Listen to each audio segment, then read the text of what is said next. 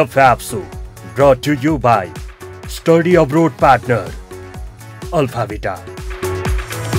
Hospitality Partner, Bazeko Sekua.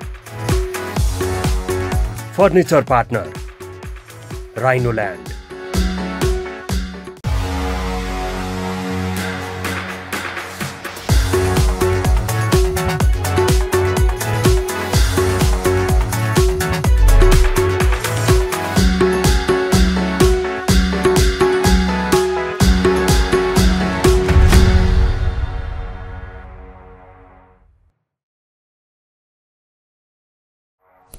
Namaste. Welcome to the FAB Show. आज फेरि पनि एउटा नयाँ एपिसोड लिएर आइसकेका छौं। हाम्रो दशैं तिहार पश्चात अब हामी फेरि पनि हाम्रो रेगुलर वर्किङ डेमा रेज्युम भइसकेका छौं र अब हाम्रो निकै नै इन्ट्रेस्टिङ एपिसोड्सहरु पनि अन द वे छन्। आजको एपिसोडको लागि I am with my co-host doctor Sameer sir. Hi sir, how are you? Suma, आज 10 तिहारपछि धेरै पछि फेरि सँगै बसिया छ। तिमी त साउथ अफ्रिका गएर आयो तिमी, यु वेन्ट टु साउथ अफ्रिका, रमाइलो भयो होला भन्ने ठान्छु म। एकदमै।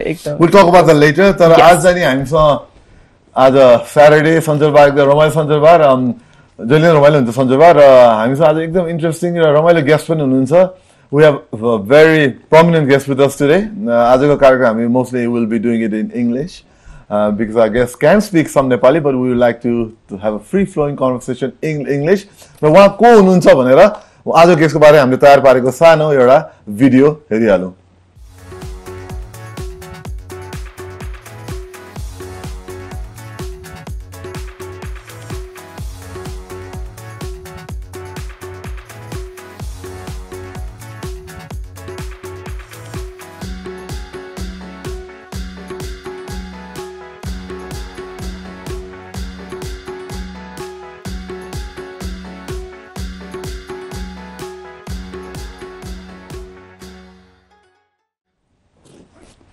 Namaste, ma'am. Welcome to the show. How are you feeling? I'm feeling great, thank you. It's nice to see the wet weather, you know, to clear the air a little bit. But no, I'm feeling great. Thank you. And you know, Her Excellency came even before me, before you. She was before time. That's the discipline we always expect, and we appreciate from our international guests in Nepal. On time, that's something we should learn, I think, from her. I'm sorry for having to make you wait a little bit, but again, you're such a good sport, like all Australians that I've known. Yeah, well, thank you. No, I'm always an early riser anyway, so it was no hardship for me. So just moving on with the conversation, first of all, so let's start with this very good news that the Nepal-Australia relationship, our Australia-Nepal relationship is completing 65th year. This year, what are your thoughts on that? We're super excited that 65 years. It's a really good innings so far, and I think that the relationship has grown from strength to strength. And our first engagement with Nepal was back in the 1914, back when the Gurkhas and the Anzacs were fighting side by side in the Gallipoli Peninsula. Right. And the Gurkhas actually played a very important role in that battle. And then, fast forward to 1952, we had the first delegation from Nepal visit Melbourne as part of a UN conference, a UN delegation. And then, of course, 65 years ago, we established diplomatic relations. We opened our embassy in 1984. Nepal opened its embassy in Canberra in 2007. And so you can see we've had regular visits between the two countries. Our people-to-people links grow exponentially. And so even over the last 15 years. So it's a really dynamic relationship, and I'm really proud and pleased to be here as part of that. Yes, Australia definitely has played a very significant role in Nepali society as well, with so many people there and enjoying living in Australia and having so high regards regarding the lifestyle and culture there. It's a proud moment that we share such an incredible rapport with the Australian community as well. So how have you found Nepal so far, like culturally, socially? It hasn't been so different for you? Yes, it has in some respects. Yes and no, actually. And I'll say yes initially, because this is my first time in South Asia. And so for me, the exposure to all of the festivals, the culture, the colour, the movement, the sound. And one of the things that really strikes me about Nepal is the religious coexistence. You know, it's a very strong bond between the Buddhist tradition and the Hindu tradition here. And the communities coexist so well. And I wish that we had that sort of tolerance in other places in the world, and, you know, maybe in some respects in Australia as well. And so that has been really eye-opening. I hadn't appreciated that before I came. But yeah, of course, I love the festivals. I love the colour and just the differences and the opportunity to reflect differently on how you live your life. But no, in the sense that I can understand why Nepalis enjoy Australia. I think that we have a lot of the relaxed approaches sometimes to how we enjoy life, how we like to take a broader picture of, you know, view of our life. We're not just focused about making money. We're not just focused about having a single obsession. We, in fact, like to take everything into account and make the most of it. And I think, yeah, that's fantastic. I just want to add, good thing, thank you for bringing this up. On the Australian Embassy Facebook page and also on the Instagram page, which is, you should check it out. Australian Embassy also has, Nepal also has a very nice Facebook page. We see you in very different colors, and you know, all the different events. Do you have like a advisor for wardrobe, or do you do it yourself, or how do you do it? It's just a query. I possibly need an advisor. No, you're looking very good. You're looking very good. Oh, well, thank you. Right. I embrace colour, and I embrace the Nepali colours and the attitude to the dress. Kurta are just so comfortable to wear. Why would you wear anything else? I do have a selection of saris that I do like to pull out now and then, but I really enjoy wearing colour, and so I love to embrace it. Wow. Yeah. No, it's looking good, and that's why. Yeah. Thank you. Dhanyabad. Thank you. So you had a follow-up? Yeah, please go. I just have a question. Ambassador, as we move forward, you know, we already mentioned that in Nepal, Australia have a very good relationship, right? Looking back through history of, you know, the embassy in Nepal, you know, doing different things, you know, engaging different personnel, expertise. What are the key areas over the years that Australia has really focused on in Nepal? And also a follow-up right there. Are there areas that you think should be more focused than before? Yeah, I think we have a tradition, a history of engagement in the hydro infrastructure and also water infrastructure. We were engaged through a Tasmanian company in the water pipeline that's come from north down here into Kathmandu. But we also have a strong expertise in hydro power in Australia. And I know that there is good collaboration at a technical level, at a training level between Australia and Nepal, and that relationship actually works really well. We've supported that through the Australian government, but there are also private initiatives in that regard. And so, to be honest, I think that there is more that we can do to help Nepal build those infrastructure linkages with India and with Bangladesh, and possibly Bhutan. But I would love to see a greater role for Australia hydropower operators, training and expertise in that area. And I think it would be of enormous benefit to Nepal as well. But we also have had long engagement in the forestry sector, and I think it's amazing, you know, the number of people, including the President, who raised it with me when I first met him, who mentioned the forestry project that we had here, reforesting the hills, for example, around the Kathmandu Valley, and also a little bit further beyond. And that was one of our longest running development programs. But we've now sort of moving on from that, we're now in the forest fires sort of space, because that is it's a risk, it's a threat that we both share. You know, we have terrible incidents of bushfires in Australia, and of course we saw in the last summer, winter breaks, that there were bushfires here as well. Oh, yeah. Big one. And so there was a team from, sponsored by the Australia Awards program, that was in Australia recently, learning about firefighting techniques, particularly for the bush, and how quickly that can spread, and how to mitigate some of that. So moving on from that, we also have interests in water management. Right. And we've been involved in the Kamala Water Basin project for a number of years. Okay. And that's now morphed into a water springs sort of project in the Koshi and Madesh provinces. And that's about helping communities manage a really vital resource, both economically, but also to mitigate flood. Yeah. Very impressive. So Sumana, you had some follow-up? Or? Yeah. We've done extremely incredible work in terms of restoring climate justice and also providing mentorship to a lot of youth leaders. So coming back to the protest and revolution after the September 8, how has Australian Embassy looked at the situation, and how would you like to take on with this? At the outset, let me say that this primarily is an issue for the Nepali Parliament, for the Nepali people, and for the civic space to work through. I think that many commentators would say that these issues have been brewing for a number of years, and I think that these are, the youth claims for decent opportunities for employment, for education, they are all very valid, and they are all part of that public discourse that needs to happen, and every society goes through it.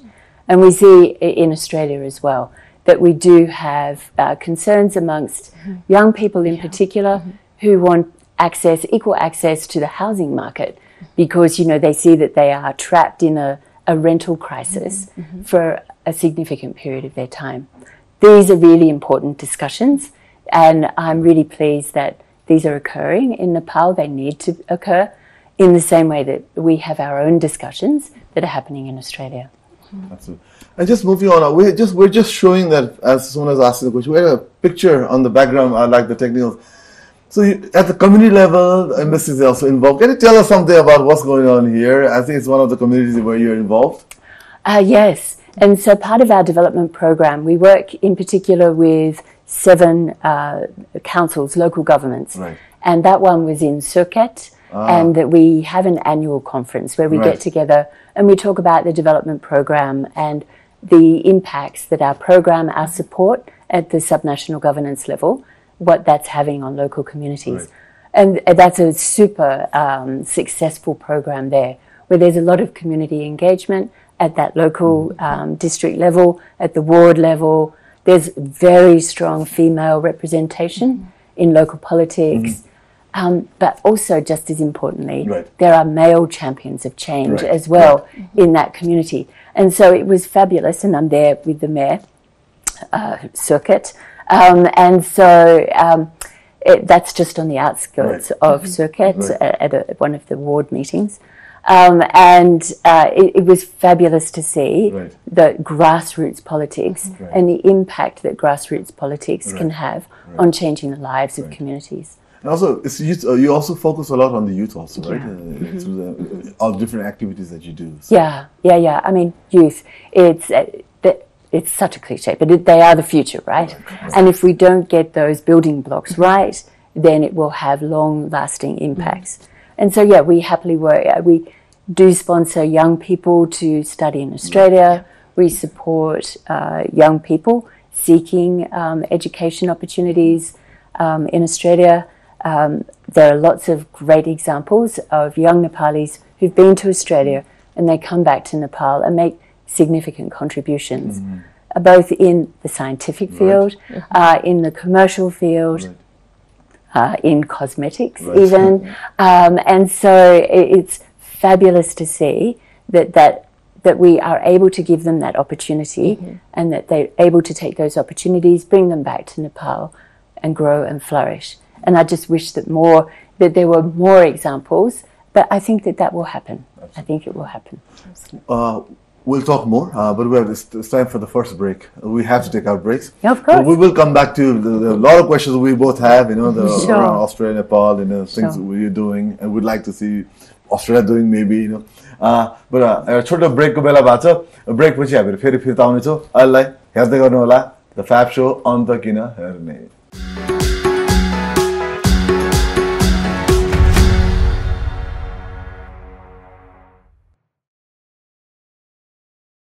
Welcome back from the break. FAB Show Anta Kina Hernema as हामीसँग हुनुहुन्छ Her Excellency Leon Johnston, the Ambassador of Australia to Nepal.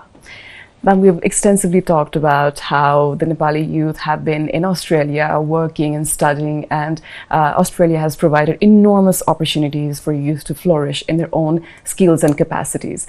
So the Nepali diaspora in Australia lives there, studies there, builds their skills and capacities, and wants to invest in Nepal and wants to contribute to Nepal in some ways or the other.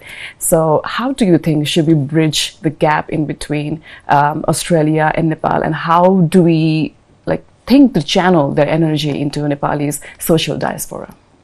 Yeah, a great question. And I think that is the next evolution, if you like, of the relationship. That there are close to 200,000 diaspora members in Australia, and that they represent enormous potential from Australia, but also globally. I think, 4 million people, Nepalis, are part of the diaspora. But in the case of Australia, we have seen some successful examples of investment here in Nepal. And we've got some data processing or companies that are working in the mortgage brokerage industry. We've also seen investment in tourism, the hotel here in Kathmandu, but also a resort in Karnali province.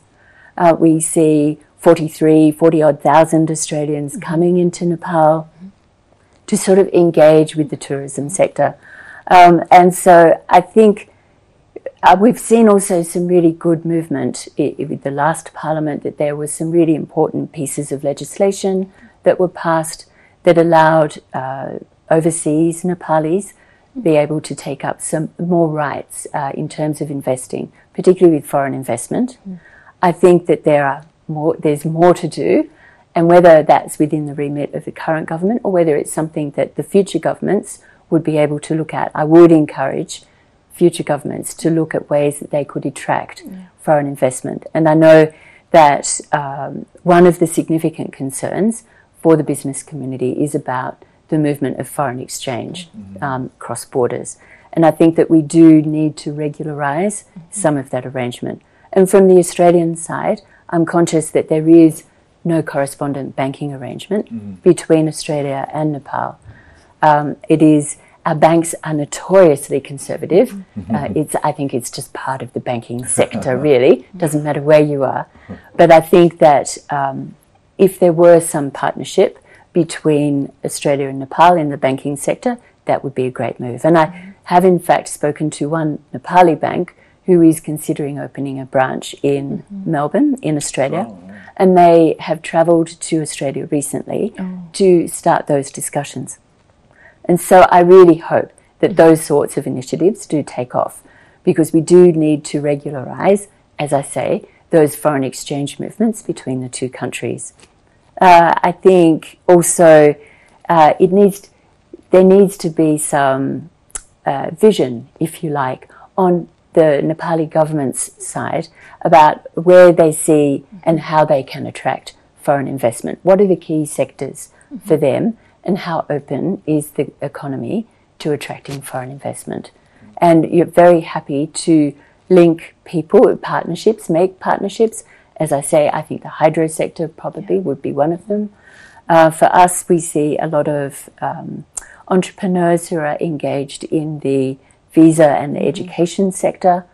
And, on the education sector, I think that there's strong interest from Australian institutions in developing closer relationships with Nepali institutions as well, so that we can explore more the idea of dual degrees or, the 50% in Nepal, 50% in Australia.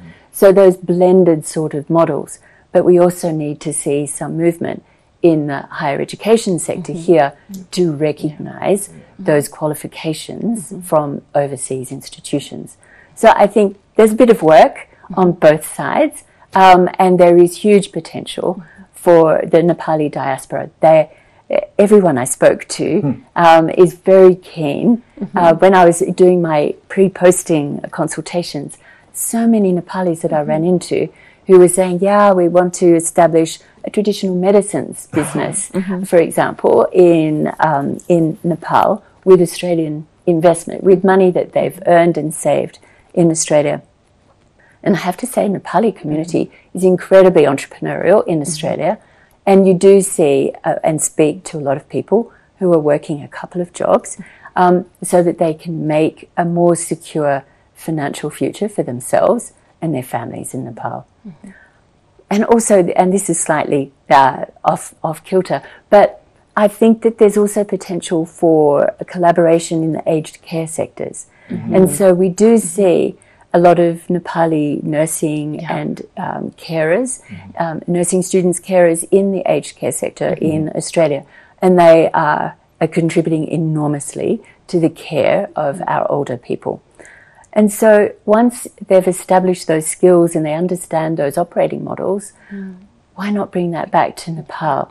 But I know that in Nepal that's sort of anathema to the Nepali culture. But maybe as there are increasing numbers of young people who have moved overseas, either for work or for study, there may be market opportunities for aged care here in Nepal. Wow. And so I think that, that there's some nice tie-ins there, potentially. Absolutely. I just want to ask you, now, this is about Nepalis going there and doing a good job. We keep hearing things. I've been there last year and also saw that the Nepali community there. There's some really good members of the community from Nepal who have established themselves and did some really good job there. It's very impressive. I had a question for you.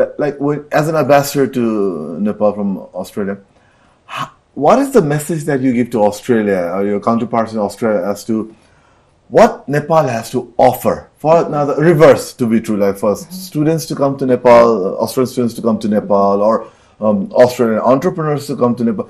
What is the strengths that you see in Nepal, or what are the challenges that you see in Nepal that could be improved upon from your tenure here as an Australian ambassador? Yeah, no, thanks. Thanks, Samir. I think we've seen some success stories, as I say, in this mortgage brokering sector, where there are highly skilled and trained IT workers or workers in the IT sector and the financial services sector. And it's interesting to see that one of the skilled migrant categories that has consistently been ranked up there to attract Nepali skilled migrants is accounting and financial services. And so I think that there are opportunities for the reverse, if you like. If those skills exist, then why not invest in the Nepal sector there to create opportunities? And we're not talking about call centres, and that's a very tried and tested model in other countries. But actually, there is an add to that, and that these are real services that using people with their skills, using the training that they've gained here in Nepal, to be able to offer those services to Australian entrepreneurs. There are still some restrictions, I think, in, say, labour mobility or finance mobility, money, but we've seen that happen, and I've heard of other examples for other countries where they've invested in the digital creative industry as well, and that's been enormously successful for exporting those skills and that technology to, well, let's say the United States, for example. And so those opportunities are there. They're not the obvious ones. You do need to dig a little bit deeper. And I think, but with an IT, if you're focusing on IT skills and that particular sector, Nepal has a lot to offer. Yeah. Absolutely. Just as we move forward, and I just want to ask you something about you also. Now, we're talking about your culture. We'll go back to the official stuff also, but let's have a bit of personal communication also. We've seen that you have very submerged yourself in Nepali culture and context, but you're leaving. You're leaving us sooner than we thought. And I'm sure our audience will also like to, they're going to miss you. We're going to miss you. The question is, why do you want to leave Nepal? You love Nepal. We've seen everything about you. You love the culture and everything, Why? Nepal is such a beautiful country. Yeah, you said that. Travelled east and west, north, south. It is such a beautiful country. The people are beautiful. It was a very heart-wrenching decision, but my mother was hospitalized earlier this year, and it just brought home to me that, I have wandered the world for 40 years, and so it is time for me now to invest my energies into my family. Wow. And so I will be returning home and assuming some of those care responsibilities for my family, for my mother. I have 2 grown children.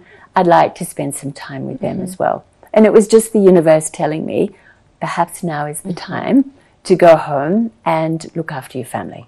So you are not planning any further work in the diplomatic circle in this area right now? Or is that something you want to create? This is my 10th posting. It's the 13th country I have served in. Oh, wow. And so I think I've had a very blessed life. And so it is time for me to return those blessings. Okay. And so I will be hanging up my talking points and my high heels, and I will be just spending more time in Canberra or in Bathurst with my parents. Yeah. Which I wanted to ask that question because it was also in my mind. When we talked last time when we met, that Her Excellency mentioned that she was leaving. It took me by surprise also, but again, we also understand the family is very important. Yeah, absolutely. Yeah. No. But thank you for asking. Of course. Yeah. Sumana, do you have a question?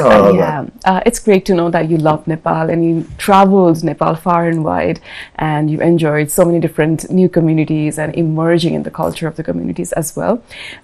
So I wanted to ask, during your tenure or carrying out any projects, what were the most difficult challenges that you faced in Nepal? Okay.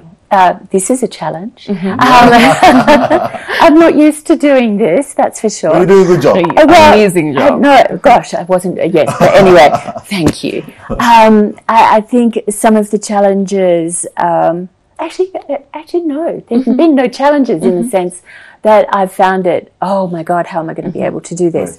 Right. I think learning more about the culture. I think learning more about the intricacies of the politics and the dynamics here, that has been fun, to be honest. And engaging with people to learn more and so that I can understand more.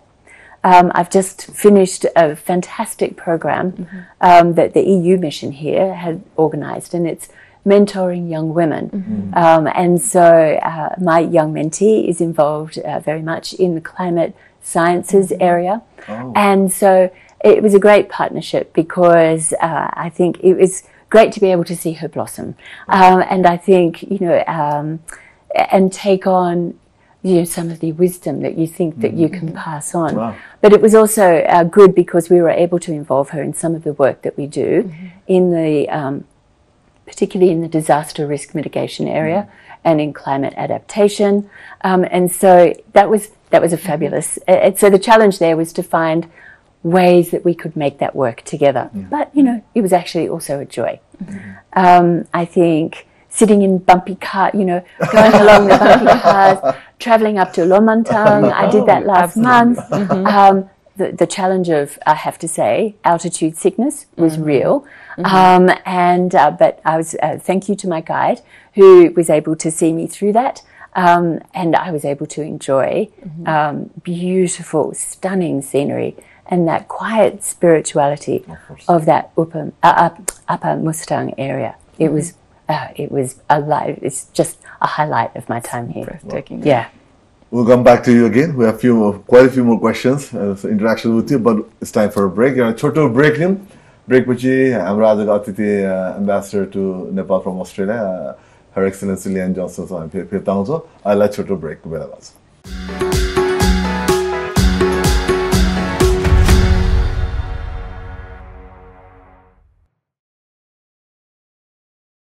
Welcome back to the FAB Show. Anta kina herne. आज हामीसँग एकदमै special guest हुनुहुन्छ. हामीसँग ambassador to Nepal from Australia her excellency Leanne Johnson. उहाँसँग रमाइलो कुराकानी भइरहेको छ. नेपाल र अस्ट्रेलिया बीच हामी के कस्तो सुधार ल्याउन सक्छौं सम्बन्धमा र के कस्तो भइरहेको छ नेपाली डायस्पोरामा, कसरी उहाँहरूको स्किल हामी यता लगाउन सक्छौं भन्ने बारे पनि हामी डिस्कस गरिरहेका छौं. आजको कार्यक्रम हामी इंग्लिशमै सञ्चालन गरिरहेका छौं so far. So moving on, अब अझै कार्यक्रमलाई अगाडि बढाउँदै गर्दा I wanted to ask, we've covered almost so much about like the youth living in Australia and Nepali diaspora in Australia, how they're working, how they're studying, and how they're channeling the energy and skills back home. And we can see the picture here as well. You've been engaged in so many community work and in discussions and government work as well. And also you've talked about like a little bit of challenges like in exploring Nepal, far and wide. I wanted to also know that Australia is very different from Nepal in terms of culture and religion and work ethic as well. So did you find any challenge in sliding into the work culture here in Nepal? Is it a bit relaxed? Look, everywhere you go, you adjust to the local conditions. And so immediately before here, I had done 2 placements in West Africa. And I've worked in the Pacific and I've worked in Europe. And so I think in order to be able to survive a 40-year career, you need to be able to learn and to adapt. And I can't say that I've always been as patient, perhaps, as I could be, but you do learn to adapt and embrace some of those differences as well. And like the picture there was our Lakshmi Puja just recently. Yeah. And so, yes, I had to be instructed on which hand to use because I'm left-handed, of course. I always want to do everything with my left hand. So, no, it was a challenge to actually use my right hand. So thank you to the staff who actually tutored me through that process. And so, it's just fun stuff like that. And it also helps that you don't take yourself too seriously. If that you do actually sometimes have to step back and say, oh, I got that wrong. Let's try that again next time. And so, or try something different next time. And so, yeah, sometimes it's trial and error. Sometimes it is just observing. But at the heart of diplomacy, it's about respecting other people's cultures. And it is about finding common ground for discussion and the common means of having that discussion. And so whether you're meeting the Prime Minister of Nepal or the Prime Minister of Tuvalu, it is all about having respect that you are representing a sovereign country, or they're representing a sovereign country, so am I, and that we need to be able to share our views and opinions in a respectful way. Yeah. For right here with this, our Prime Minister Srijana respected Srijana Karki. How did you find? I mean, what are some of the characteristics that stood out for you, having met the previous Prime Minister before that? Now we have a new Prime Minister. How's the interaction? What stood out for you when talking to her or interacting with her? She's very easy to interact with. She's clearly someone who, even though she has not come from a political background, is very passionate about promoting youth issues and youth representation here in Nepal. She's a fantastic leader for Nepal at this particular moment. And so I congratulate Nepal, the president, for finding a way through the crisis and choosing someone who has such gravitas to be able to bring the political parties together like she did earlier in the week, and with the Gen Z community, and to broker those talks. You do need someone who is respected and admired and who has a long tradition in being able to put forward ideas and be very sure in themselves about what it is that they stand for and what their role is. And I think that the government is very clear about its mandate, about delivering the elections for the 5th of March, and they have put themselves on that path. So no, my engagement with the Prime Minister was very warm, and she was very well briefed, and we were able to interact in Nepali and English, and so no, it was very warm, and I was very honoured to have that meeting. So I have a follow-up question. I know you also have something in mind, but what Sumana asked you earlier, I just want to kind of rephrase that and maybe add more, ask something more about that. Having been to Australia, having been educated in Australia, I've seen how Australia citizens interact and how they carry themselves, right? I want to hear from you, what are the strengths of the Australian community or the Australian way of life or the Australian way of working that we in Nepal could learn? I know everyone has their own strengths, but there are certain things about Australia that if we were to kind of take in, maybe we could be a better society, we could work even harder.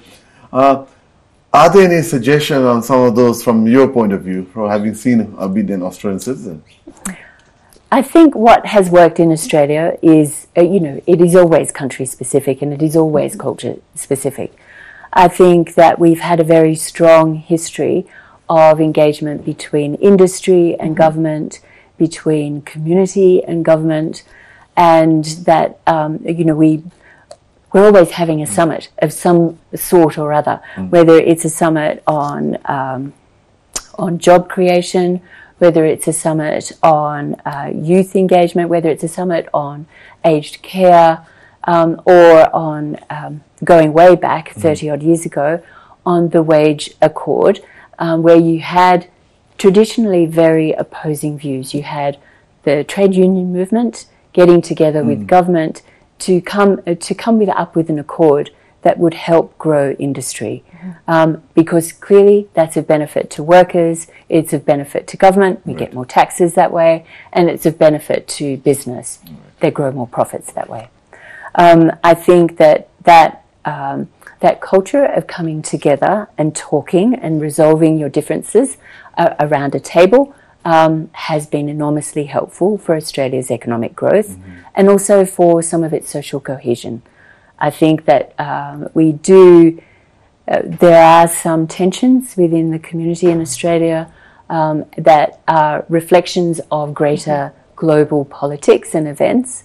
But I think that where we have a history and a tradition of social harmony, and we're very proud of our multicultural makeup, of our multicultural history, Australia could not have survived without the vast numbers of people who have decided to call Australia home and made a huge success of it. And so we've had to learn how to engage across communities and to value each other's opinions and bring that together to come up with a common cause, with a common way forward. And so I think what the government is doing is in a very similar vein to that. And I applaud the government for doing that. We'll take a last break, sure. And then we'll come back to you. अहिले बेला भएको छोटो ब्रेकको हामीलाई आशा छ तपाईहरुले आजको कुराकानी तपाईहरुलाई रमाइलो लागिरहेछ, जानकारी पाउनु भएको छ र हामी फेरि ब्रेक पछि आउने नै छौं। हेर्दै गर्नुला द फ्याब शो अन्त किन हेर्ने।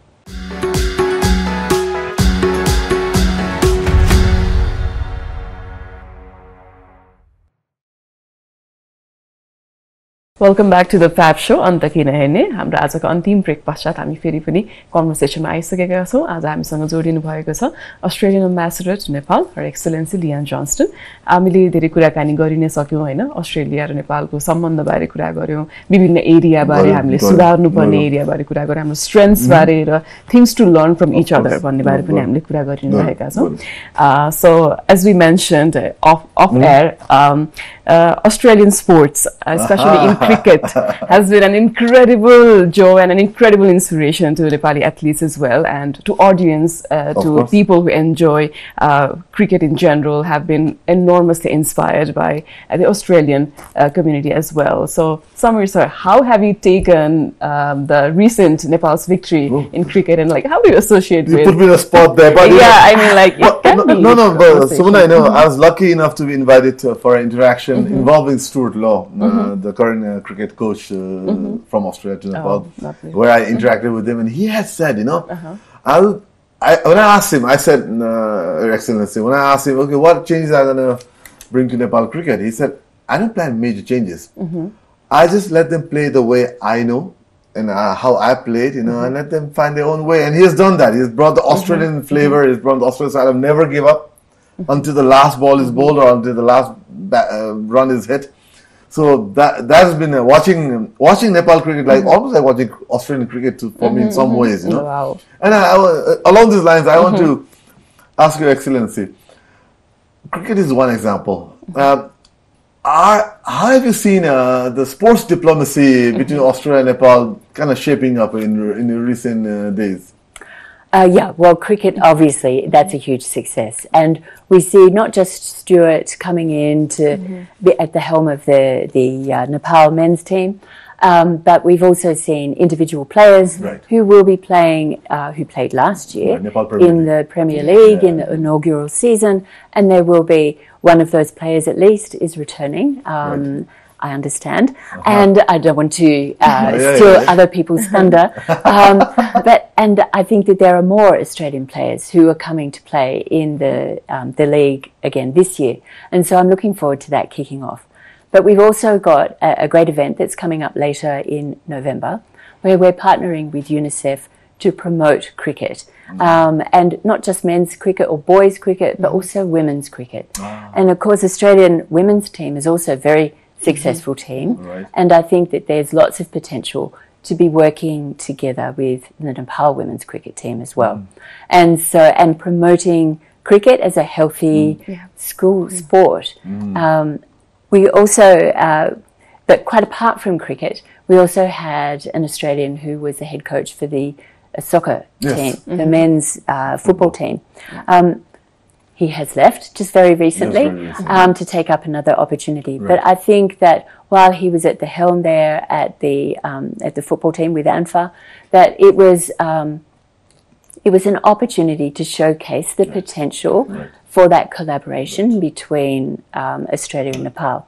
But again, this is where one of the things that I think that Matt was looking to promote was the idea of bringing Nepalis overseas, or NRN Nepalis, and bring them into the team. And I know that there are lots of international rules about this, but there's also rules about citizenship. And it would be fabulous if we were able to make those opportunities happen. Because, to blend the teams, to blend the experiences, it's such a learning opportunity. It's such a great exposure for the players from both sides. And so I'd really like to think that that was something that could take off in the future.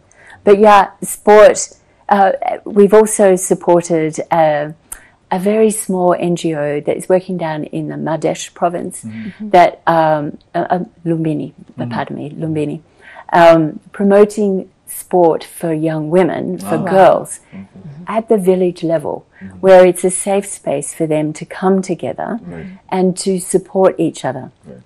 And we know that there's a real crisis of early marriage, of lack of further education and employment opportunities, and just being able to participate equally in the school environment. And so it's a fantastic program that the girls get together, they train, they share, they build a real bond. And it's like a peer support group to help them through the tricky, all of the tricky issues that face all adolescent girls, but in particular some of those cultural issues that might be particularly strong, and that they need support in those particular rural communities. It's a fantastic program. So it's great to see. Yeah.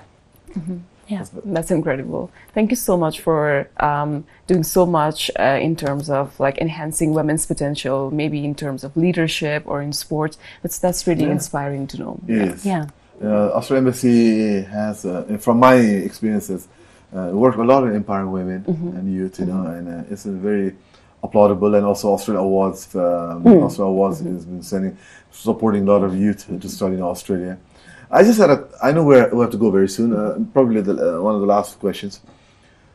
There's the trend of Nepalese going to Australia is big, and it's been going on for a while. But then also there's some pitfalls, for those that are not aware what to expect in Australia. Now we have to go very soon, but while the last question for you is, what should be in the minds of our Nepali youth as they go to Australia to study, and what are the possible pitfalls, having experienced and seen this from your end? Yeah, I think one of the really common issues that affect Nepali students is the cultural onslaught. It's a very heavy study program. They often want to work and are able to work part-time. I think be realistic about the program that you enroll in. It is a risk to you and to the institution as well if you swap out of a course after the first semester. So, don't be fixated on the group of 8 universities. Look at some of the smaller institutions, look at some of the more regional institutions. There are strong community supports in the smaller cities or smaller regional centres. The universities have student support facilities. So don't just go for the big name universities. They're expensive. I am promoting Australian education, but there are some terrific institutions that offer courses that are just as valuable to the Nepali context and for experience, and offer great education and future employment opportunities all throughout Australia. And so, have realistic expectations. What a very nice advice. We don't normally think about that so much. Yeah, absolutely. So I think we should let the ambassador go with best wishes for her future. Thank you. I won't say tenure, but future, whatever you're going to next. We wish you all the best. We're so honored to have you, and the honor is all mine. So thank you. It's been a joy to see you work and blend in Nepali community and make this community your very own. And we thank you for your service. And I mean, we're inspired, and we will always follow wherever you go, your work and your legacy. Thank you so much. Thank you. Thank you. Thank you, Ambassador, and wish you all the best. Thank you. And the same to you too. Thank you so much. Particularly with your studies. Thank you so much. Thank you. Maybe Australia. With that, we wish you all the best. Thank you. र आज हाम्रो एम्बेसडरलाई हामी बिदाई गर्दैछौँ। उहाँले आफ्नो कार्यकाल सकाएर जाँदै पनि हुनुहुन्छ 1-2 महिनामा, र उहाँलाई हामी विशेष शुभकामना दिन चाह्यौँ। र यदि भन्दै आजको कार्यक्रमबाट मलाई सुमनालाई पनि बिदा दिनुहोस्, र हाम्रो कार्यक्रम भोलि पनि छ, तपाईले हेर्न नभुल्नु होला। र यदि भन्दै दिन राम्रो होस्, शुभ होस्, हामीलाई हेर्दै गर्नु होला। द फ्याब शो अन्त किन हेर्ने। Have a good day. Bye bye. Thank you. Bye bye.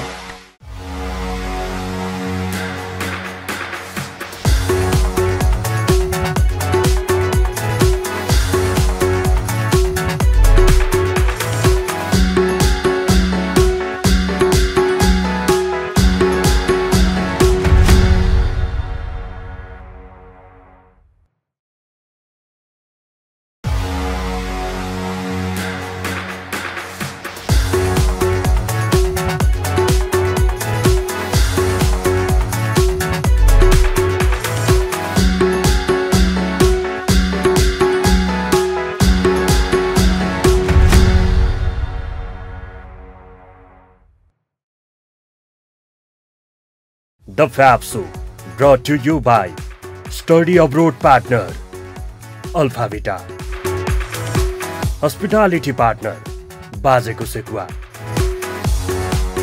Furniture Partner, Rhino Land.